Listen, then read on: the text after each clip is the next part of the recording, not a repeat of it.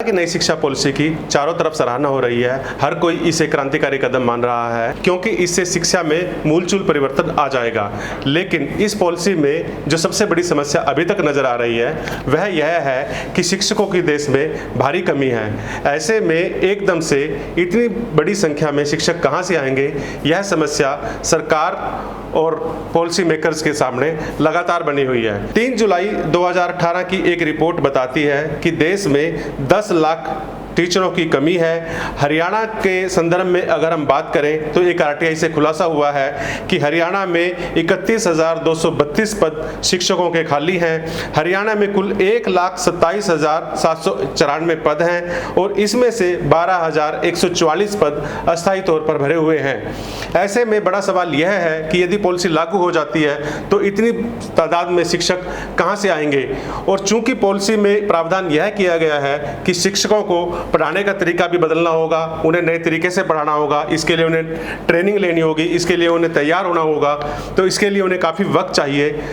शिक्षकों की एक कमी इस पॉलिसी में बड़ी दिक्कत बन के सामने आ रही है। इतना ही नहीं, इस पॉलिसी में यह भी बताया जा रहा है कि प्राइमरी की शिक्षा आंगनबाड़ी केंद्रों में दी जाएगी, लेकिन आंगनबाड़ी केंद्रों की स्थिति किसी से छुपी हुई नहीं है।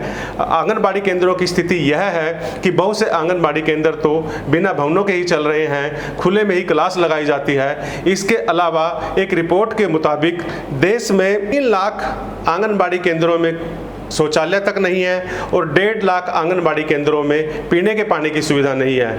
ऐसे में हम सोच सकते हैं कि आंगनबाड़ी केंद्रों में प्राइमरी की शिक्षा का कैसे हम प्रावधान कर सकते हैं, कैसे आंगनबाड़ी केंद्रों में प्राइमरी की शिक्षा दी जाएगी। यह भी बड़ा सवाल पॉलिसी मेकर्स के सामने खड़ा हुआ है। मान के चल रहे हैं कि जिस तरह से निजी विश्वविद्यालयों की परिकल्पना इस पॉलिसी में की गई है, इससे शिक्षा में निजीकरण को बढ़ावा मिलेगा। लोगों को यह भी डर है, विशेषज्ञों को यह भी डर सता रहा है कि इस पॉलिसी में गरीब बच्चों की एजुकेशन का क्या होगा। इस पॉलिसी में जो सबसे बड़ी समस्या यह भी आ रही है कि प्रदेश के टीचर को बदलने के लिए तैयार नहीं हैं। उनकी मानसिकता ऐसी नहीं है कि वह इन बदलावों को स्वीकार कर सकें। ऐसे में बड़ी समस्या यह आएगी कि कैसे शिक्षकों की कमी पूरी हो और कैसे जो शिक्षक कार्यरत हैं उनका माइंडसेट कैसे चेंज किया जाए कि वह नई पॉलिसी के अनुरूप बच्चों को एजुकेट कर सकें।